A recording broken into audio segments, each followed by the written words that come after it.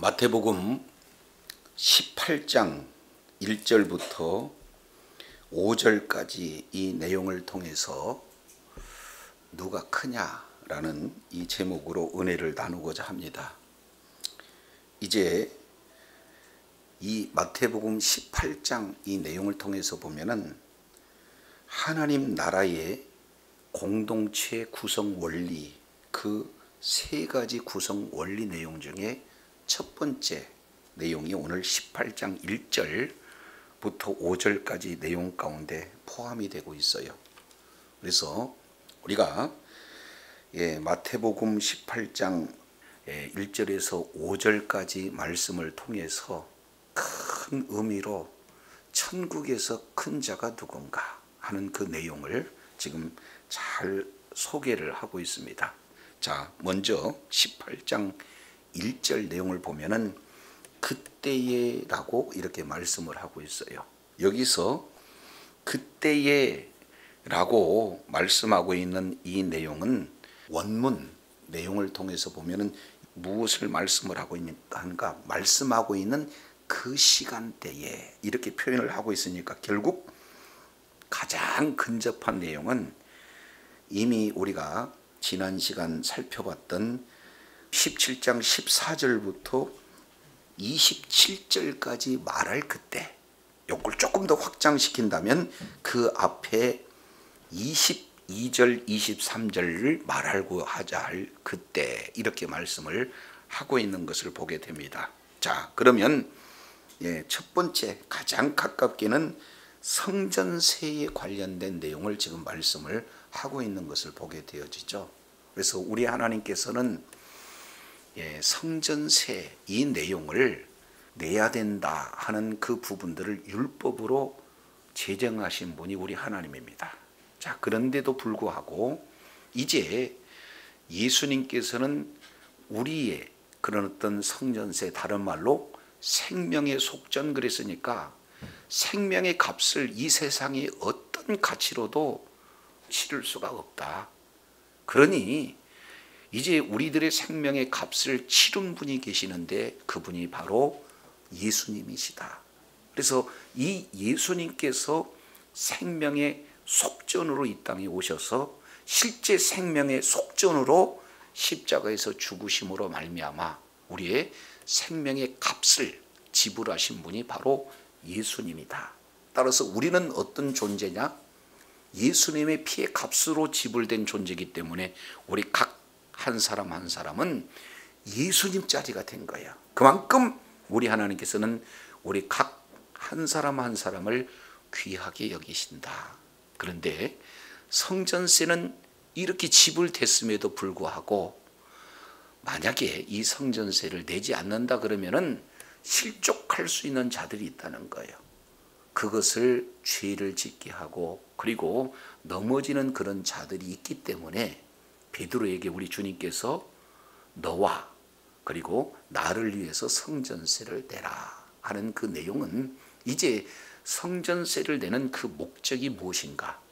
바로 이 성전을 수리하고 성전을 유지하고 그리고 성전을 통해서 하나님 앞에 제사를 드릴 수 있는 모든 것을 진행하기 위해서는 반드시 바로 이 물질이 필요하게 되어지는 거죠. 자, 그렇다면 결국에 성전은 하나님께서 만나주시는 거고 그리고 성전을 통해서 하나님 앞에 나가는 자들은 생명을 얻는 그런 어떤 자들 아니겠습니까? 그래서 결국 성전세를 내라는 내용은 돈을 내라는 그런 어떤 차원보다는 이제는 우리의 생명의 값을 예수님께서 지불하셨기 때문에 우리는 이제 누구를 위해서 사는 존재냐? 예수님을 위해서 사는 존재다. 그래서 이제는 생명을 살릴 수 있는 이 교회에서 헌신하는 그런 내용이 바로 성전세를 지불하는 내용임을 우리가 지난 시간 살펴봤습니다. 그러면 조금 더 앞서 23절 한번 보시죠. 23절 22절 23절 이 내용을 보면은 인자가 장차 사람들의 손에 넘겨서 죽임을 당하고 제3일에 뭐하라? 여기서 죽임을 당한다라는 것은 십자가를 얘기하는 거고, 다시 살아난다는 것은 부활을 얘기하는 거죠. 그래서 결국 예수님은 변화산 사건에서 예수님이 누구신가를 정확하게 보여주시고, 그리고 다시금 예수님이 이 땅에 오신 이유와 목적, 우리를 구원하실 그 계획, 가장 복음 중에 복음의 핵심이 바로 십자가와 부활 아니겠어요? 그래서 십자가와 부활을 제자들에게 다시 이렇게 설명을 해 주셨다 그 말이죠. 그러면 두 가지예요. 한마디로 본다면 예수님께서는 십자가가 지금 뭐 한다는 거예요? 머지않은 장래에 놓여 있다.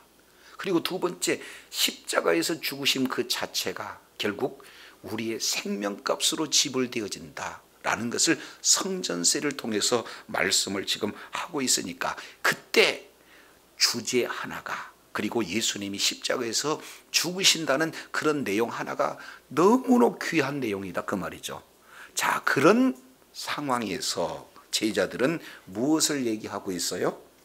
천국에서는 누가 크니까. 예수님의 생각은 하나님의 나라를 우리들에게 주시기 위해서 예수님은 죽으셔야 된다는 것으로 가득 차 있습니다. 근데 제자들은 그 주신 하나님의 나라 안에서 내 영광이 어떻게 차지가 되어질 것인가, 그리고 이제 내가 다른 사람보다 얼마나 더 위대해 보일 수 있는가, 이런 관심에 가득 차 있습니다. 지금 오늘날 제자들의 모습과 우리들의 모습은 이렇게 다를 바가 없죠. 그래서 이 세상 자체가 사실은 경쟁 시대입니다. 무한 경쟁 시대다 이렇게 말하고 있죠. 그래서 이제 공부하는 학생들도 내가 다른 사람보다 공부를 더 잘하고 1등이 돼야 되고, 기업하는 사람도 다른 사람은 망한다 할지라도 우리 기업은 흥해야 되고, 이건 총성 없는 전쟁, 무한 경쟁 속에 살고 있는 그런 속에서 모든 사람의 관심은 누가 더 권력의 자리에 있느냐, 누가 더 영광을 차지하는 자리에 있느냐, 이거에 온통 관심이 있는 거 아니에요?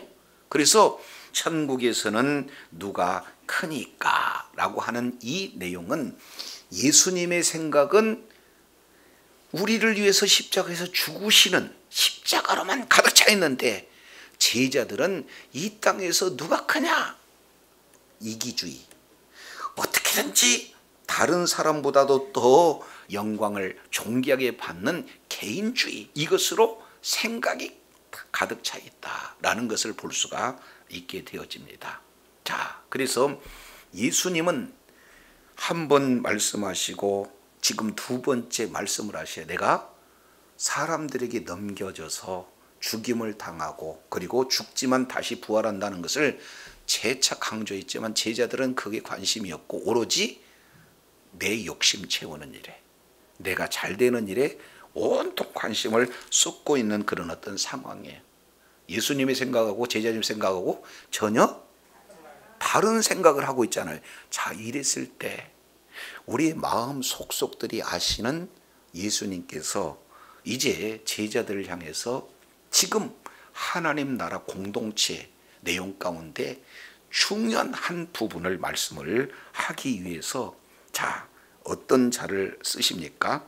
18장 2절 내용을 보니까 예수께서 한 어린아이를 불러 그들 가운데 세우시고 그랬어요. 그러니까 이 자리는 제자들만 있는 자리가 아니라 제자들 외에 많은 사람들 있고, 그 속에는 어린아이들도 그 속에 포함됐어요. 그 중에 한 어린아이를 그들 가운데 설명을 하기 위해서 그 가운데 불러다가 세웠다, 지금 이렇게 말하고 있는 것을 보게 되어집니다.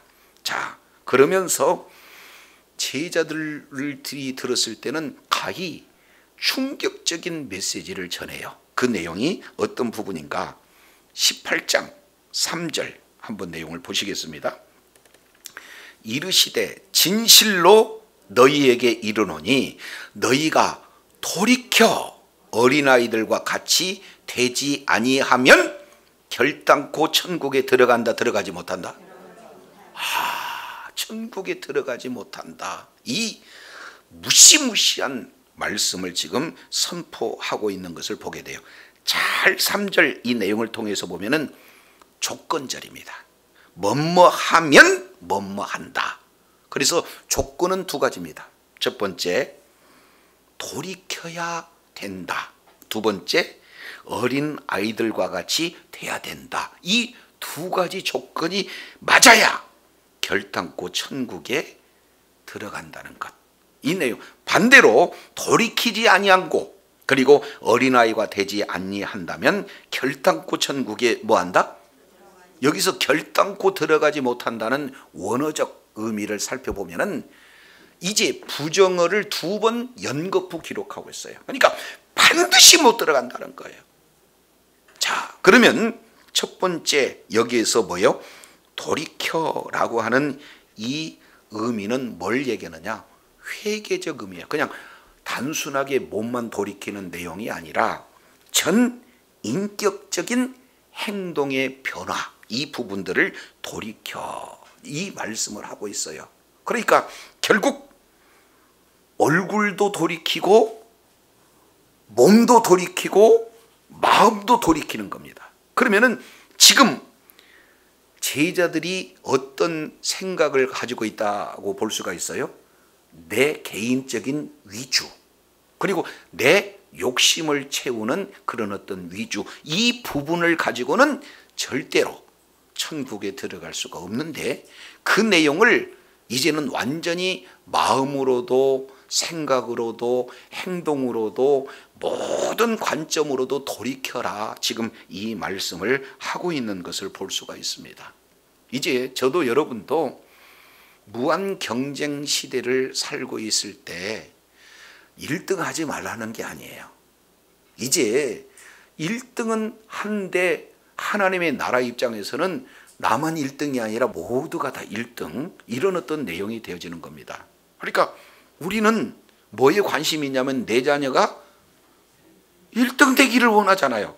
근데 우리 하나님께서는 그 이야기는 세상의 관점이라는 거죠. 그러면 왜 이런 일들이 나타났는가? 가장 먼저 경쟁적인 관계가 진행이 되는 것이 창세기 4장이에요. 그 창세기 4장 이 내용을 통해 보면은 가인과 아벨의 예배가 나와요. 그래서 장자인 가인이 드려지는 예배를 하나님이 받지 않습니다. 차자인 아벨이 하나님 앞에 드려지는 예배를 하나님이 받습니다. 자, 그러면 둘 다 1등이라고 하는 그 내용은 가벨의 제사도 하나님이 받으시고 아벨의 제사도 하나님이 받으시는 그런 예배가 돼야 둘 다 1등이 돼야 되는 거 아니겠어요? 자, 그런데 가인은 아벨을 들로 이끌어 내 가지고 거기서 뭐예요? 죽여요. 그러니까 경쟁 상대로 보는 거죠. 개인주의, 욕심 위주로 이렇게 진행이 되어지는 겁니다. 그러면은 왜 최초의 살인 사건으로 경쟁 그 사회에서 살인 사건으로 연결이 됩니까?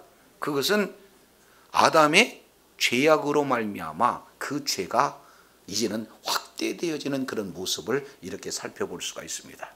따라서 죄짓기 이전에는 경쟁이 아니다, 서로 섬긴다. 그래서 하나님의 나라는 죄가 없는 나라고, 하나님의 나라는 1등 하는 것을 원하는 것이 아니라 하나님의 나라는 뭐예요? 서로 섬김의 나라가 되어진 줄로 깨달으시길 바랍니다. 그런데 섬김의 나라에서 경쟁 나라고 되는 결정적인 그 변화는 죄가 이 세상에 들어오고 난 이후에 바로 아벨과 가인이 아벨을 죽이는 경쟁 관계로부터 연결되어졌다라는 사실을 이렇게 살펴볼 수 있게 되어집니다. 자, 그래서 이제는 섬김의 내용이 아니라 욕심, 이 내용으로 진행이 되어지면은 결탄코 천국에 들어간다, 들어가지 못한다, 들어가죠. 그래서 그 자리에 돌이켜라, 우리 주님이 말씀을 하고 있는 것을 보게 됩니다. 자, 두 번째는 어린아이들과 같이 되지 아니하면 결단코 천국에 뭐한다? 자, 그러면 이제 나의 왕이 누구냐? 내 인생의 주인이 누구냐? 하나님이 돼야 되는데, 하나님이 내 인생의 주관자가 되지 않고 내가 내 인생의 운전대를 잡고 내가 내 마음대로 진행하는 이런 내용에 돌이키는데, 그 돌이키는 두 번째 내용이 어떤 상태로 말씀을 하고 있냐면 어린아이와 같은 상태로 이렇게 말씀을 하고 있는 내용이 되어져요. 자, 그렇다면 어린아이와 같다라고 얘기했을 때 통상 우리는 어린아이들에 대해서 어떤 생각을 가지고 있습니까? 뭐 사람마다 이렇게 차이가 있을 수는 있겠지만, 어린아이는 순수하다, 착하다, 그리고 어린아이들은 조금 깨끗하다, 이런 생각을 가질 수 있지 않겠습니까? 근데 한번 따지고 보면은 어린아이들이 말 잘 들어요? 아니, 여러분의 자녀들은 어린아이가 말 잘 듣습니까? 안 들어요. 아주 착할 것 같아요? 착하지 않습니다. 그러니까 여기서 말씀하고 있는 이 어린아이에 대한 잘못된 오해를 우리가 풀지 않으면 안 된다라는 것을 볼 수가 있습니다. 자, 그렇다면 이 어린아이에 대한 관점은 지금 현재 우리나라와 그리고 과거 이스라엘, 여기에 문화 속에서 어린아이 관점이 달라요. 그러면 오늘 예수님께서 18장 2절에 지금 서로 누가 크냐 이렇게 다투고 있다, 그 말이죠. 자, 그러면은 다툼의 내용을 조금 살펴보면은 마태복음 16장에 예수님께 크게 칭찬받은 사람이 있어요. 제자들 가운데 예수님이 이런 질문을 해요. 너희는 나를 누구라고 하느냐? 그랬더니 예수님의 100점짜리 대답을 베드로가 했어요. 주는 그리스도시요 살아계신 하나님의 아들입니다. 그랬더니 바요나 시모나 내가 복이 있도다 하고 엄청 예수님이 베드로를 칭찬했습니다. 17장에 가서는 신기한 사건이 벌어져요. 12명의 제자 중에 다 데리고 간 것이 아니라 3명만 데리고 가요. 그러니까 이제 베드로, 야고보, 요한, 이들이 예수님의 이 사랑을 받는구나. 그래서 9 제자들 가운데는 베드로가 큰 자냐 아니면 야고보와 요한이 큰 자냐, 이 내용을 살펴보면은요, 마태, 마가, 누가복음 이 내용이 공통적으로 진행이 되는데 이때 최초로 치맛바람이 나옵니다. 그래서 야고보, 요한 이 집안은 잘 살아요, 베드로 집안에 비해서. 그래서 어머니가 예수님에게 찾아와서 내 아들을 한 사람은 좌편에 한 사람은 우편에 당신의 나라가 임하거든 이렇게 좀 써주시면 좋지 않겠습니까? 이런 요구를 하고 있었다, 그 말이죠. 그랬더니 옆에 있는 제자들이 분을 냈어요. 그러니까 속으로는 나도 뭐 하고 되고 싶다? 최고 큰 자가 되고 싶다 그러는데, 정황상 베드로가 최고 큰 자인지 아니면 야고보와 요한이 최고 큰 자인지, 이 내용을 서로 뭐 하고 있느냐? 토의하고 있어요. 자, 이건 잠깐 우리 마가복음을 한번 살펴보고 다시 돌아오겠습니다. 마가복음 9장 31절, 이는 제자들을 가르치며 또 인자가 사람들의 손에 넘겨 죽임을 당하고 죽은 지 3일 만에 살아나리라 하는 것을 말씀하시는 연곤이라. 그러나 제자들은 이 말씀을 깨닫지 못하고 묻기도 두려워하더라. 33절, 가버나움에 이르러 집에 이를 때 제자들에게 물으시되 너희가 노중에서 서로 뭐예요? 토론한 것이 무엇이냐? 예수님이 모르고 물어보셨겠어요? 아시는데도 물어봤겠어요? 아시는데도 지금 물어보고 있는 거예요.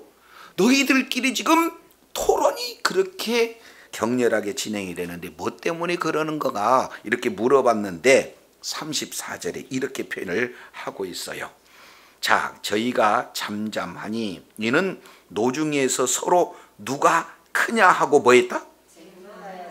쟁론했다. 이것은 다투는 거예요. 이걸 원문 내용으로 보면 계속 다투고 있어요. 베드로가 커? 아니 그래도 물질이 있는, 가정이 조금 더 잘 알려져 있는 야고보와 요한 아니겠어? 서로들. 그리고 다른 면에서는 꼭 그들만이 크다는 법이 어디가 있어 하고 계속 제자들 간에 지금 쟁론을 벌이고 있는데요. 그랬을 때 우리 주님께서 물어봐, 아니 도대체 너희가 무엇 때문에 지금 쟁론을 하고 있는 거냐 그랬더니 누가 큰지 이거에 대해서 쟁론하고 있어요. 이 내용을 지금 마가복음 9장에서는 자세히 지금 설명을 하고 있는 것을 보게 됩니다. 자, 그랬을 때 35절 예수께서 앉으사 12 제자를 불러 이르시되 누구든지 첫째가 되고자 하면 무사람의 끝이 되며 무사람을 섬기는 자가 돼야 하리라 하시고 어린아이 하나를 데려다가 하면서 어린아이를 하나의 모델로 두고 하나님의 나라에 들어갈 자에 대한 설명을 이어가신다라는 것을 우리가 볼 수가 있습니다. 자, 그러면 두 가지를 살펴봤어요.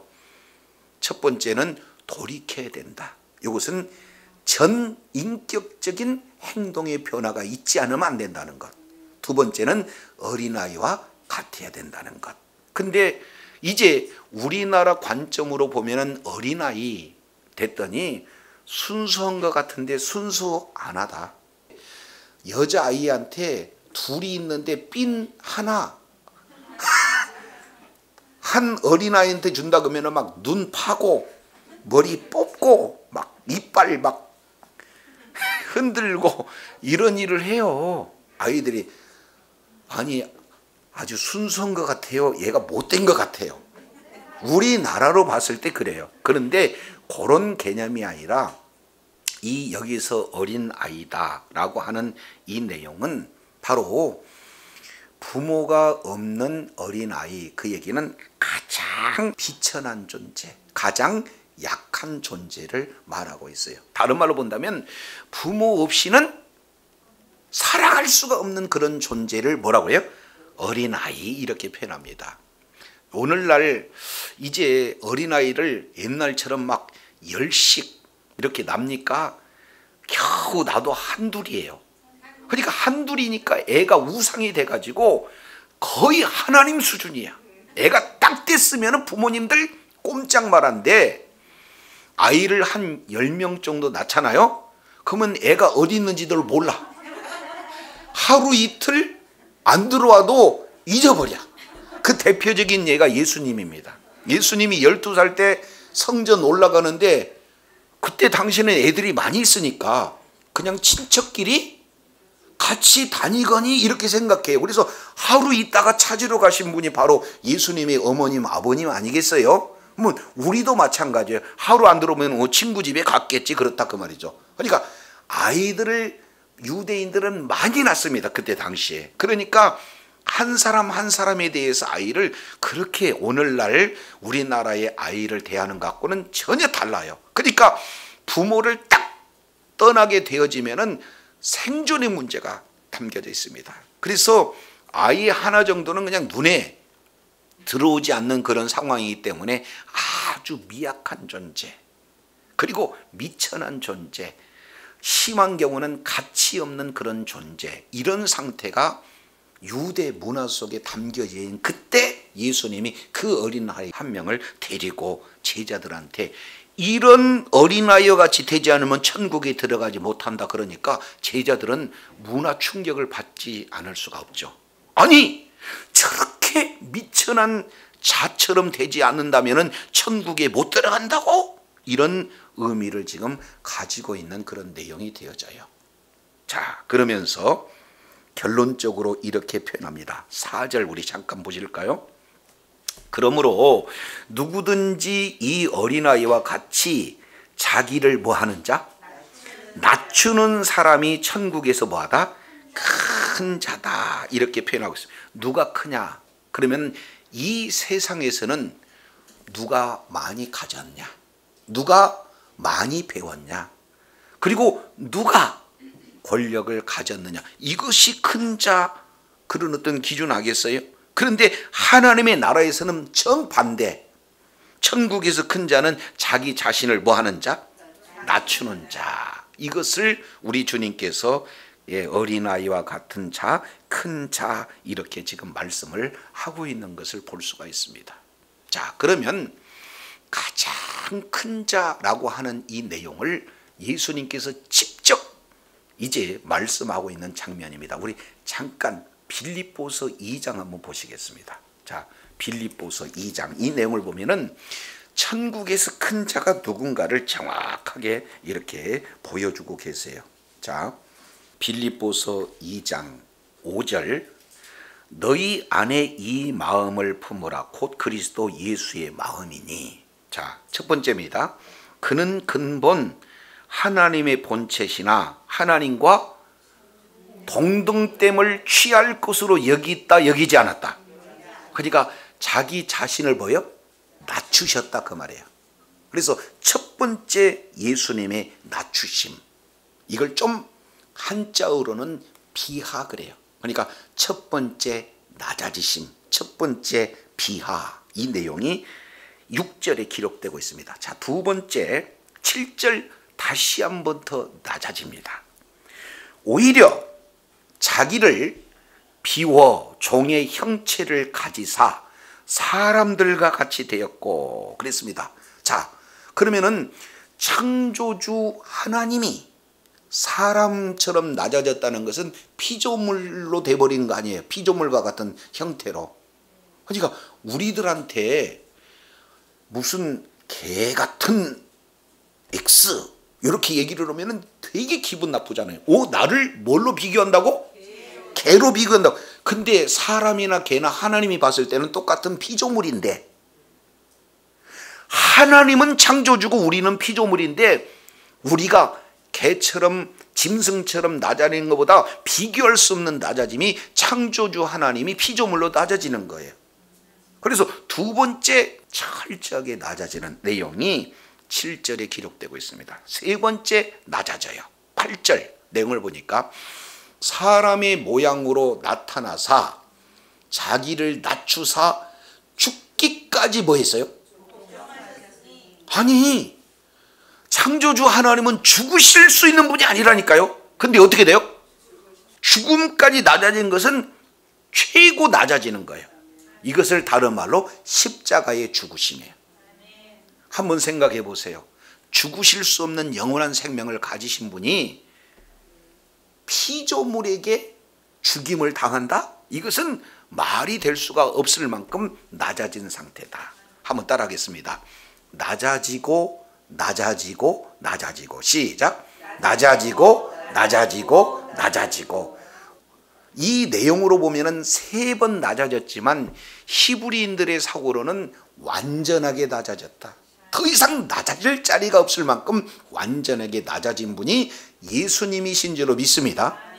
자, 그러면 천국에서는 자기를 낮추는 자가 큰 자라고 했어요. 그랬더니 우리 하나님께서 어떻게 높여주셨는가 하는 내용을 3번에 걸쳐서 높여주십니다. 자, 9절 이러므로, 다른 말로 낮아지고 낮아지고 낮아졌으므로 하나님이 그를 지극히 높여 모든 이름 위에 무슨 이름?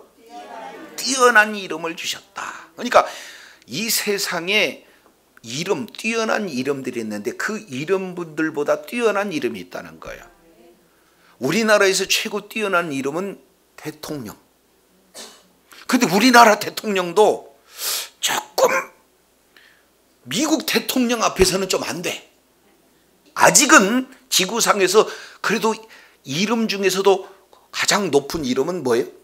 미국 대통령 아니겠어요? 그런데 미국 대통령도 예수님한테는 안 돼. 그러니까 모든 이름 위에 뛰어난 이름이 예수님인 줄로 믿습니다. 그러니까 이름을 높여줬어요. 첫 번째 높여주심. 두 번째 높여주시는 내용이 10절 하늘에 있는 자들과 땅에 있는 자들과 땅 아래에 있는 자들로 모든 무릎을 예수의 어디에 꿇게 해요? 이것은 이 땅에 있는 존재뿐만 아니라 하늘에 있는 존재, 땅에 있는 존재, 땅 위에 있는 모든 존재 모두 합해서 어떤 이름도 예수 이름 앞에 무릎을 꿇는다는 것은 복종한다는 내용 아니겠습니까? 그만큼 우리 하나님께서는 높여주셨다 그 말이에요. 이것은 두 번째 높여주는 거예요. 세 번째 높여주는 내용을 봤더니 11절 모든 입으로 그리스도를 주라 시인하여 하나님 아버지 하나님께 영광을 뭐했다? 그러니까 예수님은 뭐예요? 우리의 주인이 되신다. 자, 그랬더니 자 이제 이번에는 이렇게 하겠습니다. 높이시고 높이시고 높이시고 시작. 높이시고 높이시고 높이시고 낮아지고 낮아지고 낮아졌더니 천국에서 우리 주님이 높이시고 높이시고 높이셨더니 최고 뭐예요? 큰 자가 됐다. 이 모델이 누구예요? 예수님. 그래서 어린아이와 같이 된다라는 그 의미는 결국에 누구처럼 되는 거예요? 예수님처럼 되는 거예요. 이 세상에 있는 이 어린아이를 얘기하지 않습니다. 그러면은 왜 여기다가 어린아이라고 말하고 있는가? 그 내용은 예수님이 하신 말씀 속에서 우리가 찾아볼 수가 있어요. 자, 우리 어디를 한번 보냐면은 요한복음 한번 보겠습니다. 요한복음 8장. 이 내용은 예수님께서 엄청나게 하나님의 기쁨이 되었다라는 내용을 지금 말씀을 하고 계시는 것을 볼 수가 있습니다. 자, 요한복음 8장 내용을 보면은 여기에 예수님이 왜 어린아이의 전형적인 모형인가 하는 부분들을 이렇게 말씀을 하고 있어요. 자, 뭐라고 말씀을 하고 계시는가 한번 보시겠습니다. 8장 26절 내가 너희에 대하여 말하고 판단할 것이 많으나 나를 보내신 이가 참되심에 내가 그에게 무엇을 들은 그것을 세상에 말하노라. 그러니까 우리 주님은 말하고 판단할 것이 없는 분이 아니라 많은 분임에도 불구하고 자기 말은 했다 안 했다? 안 했다. 그러면 어떤 말만 했어요? 하나님께서 나를 보내셨는데 보내신 분 하나님 아버지의 말만을 듣고 세상에 말했다. 그러니까 결국 자기 뜻을 전하는 것이 아니라 하나님의 뜻만을 전했다. 자, 그러면서 28절 재미있어요. 이에 예수께서 이르시되 너희가 인자를 든 후에 내가 그인 줄 알고 또 내가 스스로 아무것도 하지 아니하고 오직 아버지께서 뭐한 대로 가르치신 대로 이런 것을 말하는 줄로 알리라. 그러면은 우리 주님은 스스로 한 것이 있대요, 없대요? 그러면 어떻게 해요? 가르치는 대로 했다 그 말이에요. 그러니까 어린아이는 어떤 자를 어린아이라고 여기서 비유했느냐? 어린아이가 순수하다, 어린아이다, 착하다, 어린아이가 죄가 없다 이 내용이 아니라 어린아이는 착하지도 않고 순수하지도 않고 죄 없는 것도 아니다 그 말이에요. 왜 그러냐면 죄가 이 세상에 들어오면서 어린아이도 역시 마찬가지로 뭐 하고 있어요? 죄를 짓는다니까. 죄를 지어요. 자, 이 부분을 우리 주님께서 분명히 지금 말씀을 하고 있는 것을 보게 되어집니다. 자, 그래서 예레미야 17장 이 내용을 통해서 보면은 다시 돌아올 겁니다. 9절 만물보다 거짓되고 심히 부패한 것이 뭐다? 마음이다. 우리 주님이 이렇게 말씀을 하고 있어요. 그러니까 어린아이의 마음 또 사람들의 마음 다 세상에서 가장 부패한 것보다도 더 심하게 부패되어 있으니까 어린아이에게 소망 없습니다. 그러면은 여기서 어린아이라고 하는 이런 내용을 그러면 어떻게 해야 되는가? 창세기 3장에 아담이 하나님의 말씀을 어김으로 죄가 들어와요. 창세기 4장에서 그 죄가 가인과 아벨 이 사건을 통해서 가인이 최초의 살인하는 것으로 그 죄가 확대가 돼요.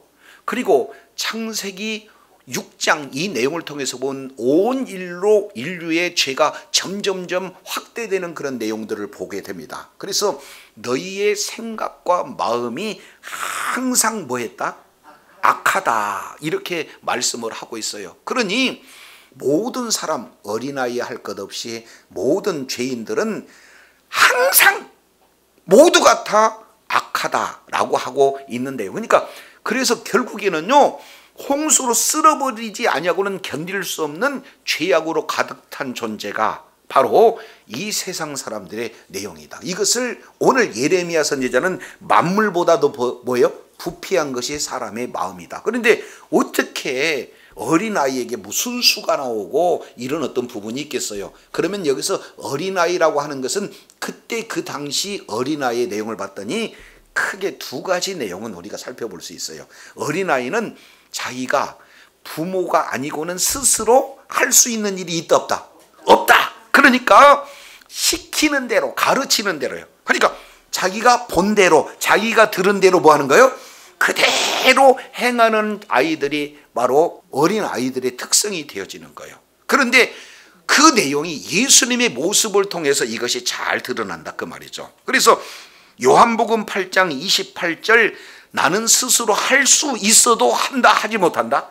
하지 않는다. 왜? 아버지께서 가르치시는 대로 내가 말도 하고 아버지께서 가르치시는데도 모든 것을 한다. 우리 주님이 말씀을 하고 있어요. 자, 이제 첫 번째, 스스로 하지 않고 어린아이는 가르치는 대로 한다 하는 개념 하나. 자, 8장 또 보겠습니다. 38절, 나는 내 아버지에게서 본 것을 말하고 너희는 너희 아비에게서 들은 것을 행하느니라. 그러니까 결국 예수님은 말하는 것도 아버지가 들려주는 것을 말하는 거죠. 결국 47절 한번 보겠습니다. 하나님에 속한 자는 하나님의 뭘 듣나니? 말씀을 듣는다니 너희가 듣지 않으면 하나님께 속하지 아니했다. 그래서 어린아이와 같이 되라 하는 내용은 두 가지입니다. 하나는 스스로 할 수 없다.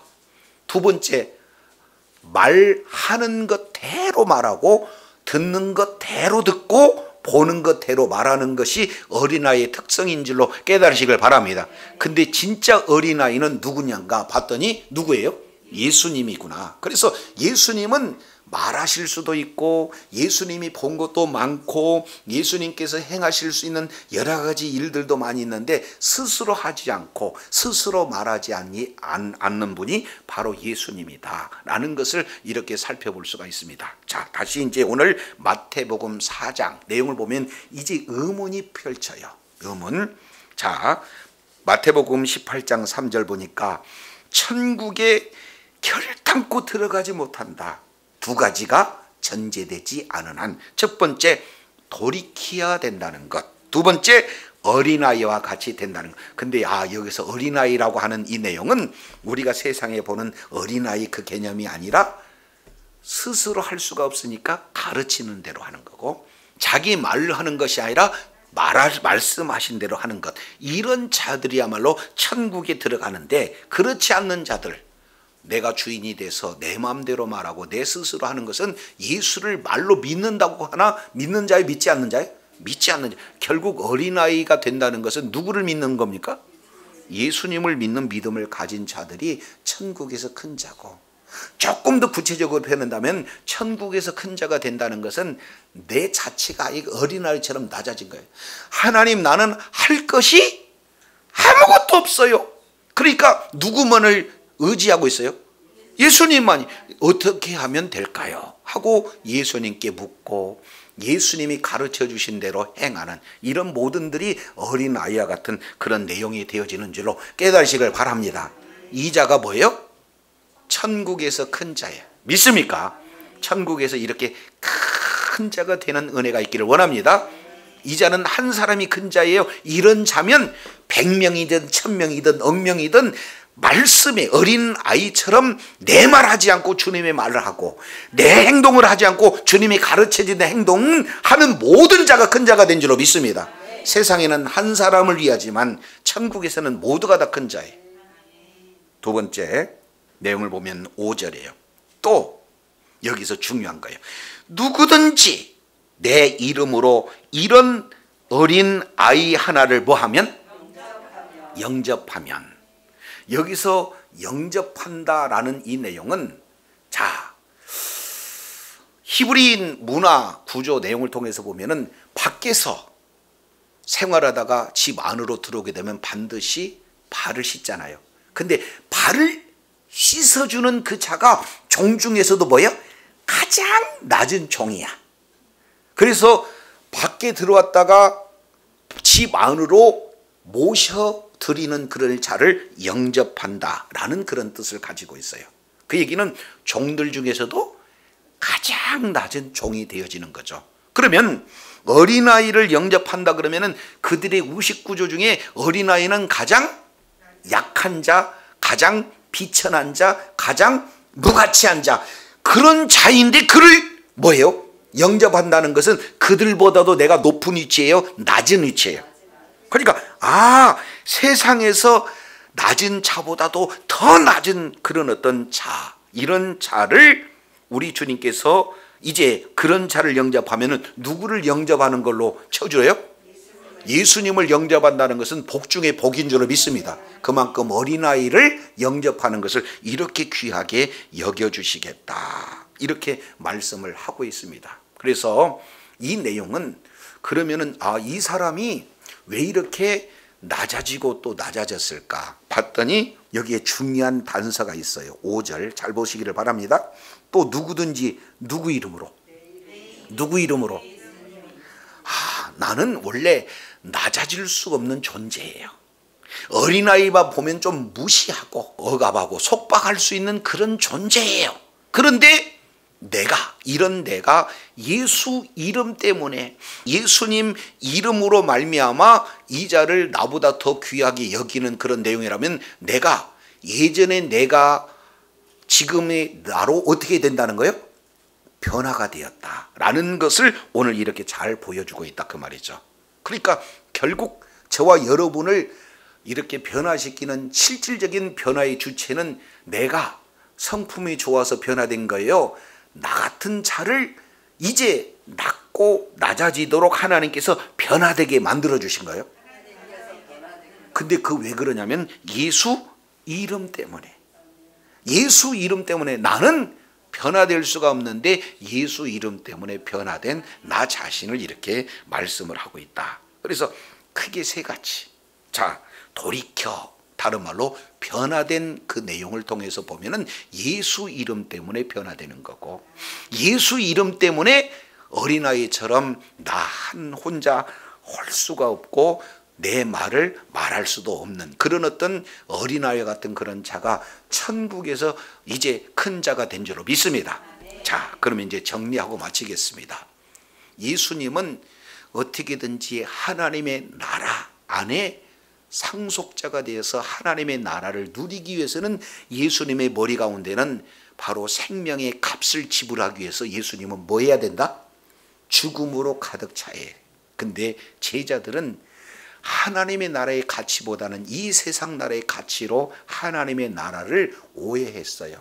그러니 예수님이 죽으시고 하나님의 나라가 임하게 되면은 마치 그때 당시에 로마 나라를 정복하고 이제는 예수님이 다스리는 이 세상 나라가 되니까 거기서 내가 한 자리 서리 가리라 하는, 이제 어떻게든지 세상 가치로 높아지고자 하는 전혀 생각이 다른 그때 우리 주님이 누구를 예를 들어서 설명하고 있어요? 모델로? 어린아이. 근데 그 어린아이의 내용은 스스로 할 수 없는 자, 스스로 말하지 않는 자, 바로 그 어린아이는 예수 그리스도가 진정한 어린아이와 같은 분이다 라는 사실을 우리가 살펴보게 됩니다. 그래서 저도 여러분도 이제는 세상 나라에서는 1등이 되려고 서로 이제 개인주의, 이기주의 이 내용으로 이 세상 나라 가치는 완전히 팽배하고 있는 이 세상에 우리가 발담고 산다 그 말이죠. 그러면 진짜 하나님 나라의 그 가치는 한 사람이 아니라 모두가 다 뭐하는 나라? 1등인 나라, 모두가 다 최고의 나라. 그런 어떤 내용이 되기 위해서는 다른 게 없다. 내 죄악들을 낮고 낮아지도록 십자가에 못 박아 죽일 그런 어떤 상태에 놓여져 있고, 오직 예수님의 말씀을 듣고 예수님의 말씀을 전하는, 예수님이 가르쳐 주신 대로 우리가 행하는 그런 자리에 있을 때 천국에서 누릴 수 있는, 참 이제 제자로서 공동체에서 정말로 하나님의 나라를 온전히 누릴 수 있는 비결이 되어진 줄로 믿습니다. 그래서 하나님 나라의 공동체 18장 3가지 내용 중에 첫 번째, 바로 낮아짐, 겸손에 대한 진정한 예수님의 모본을 우리가, 저와 여러분이 잘 깨닫고 날마다 있는 그곳에서 천국에서 큰 자가 되어 하나님 나라의 전부를 누리는, 그래서 이를 통해 하나님께 영광 돌리는 주의 자녀들이 다 되시기를 예수 이름으로 축원합니다. 기도하겠습니다.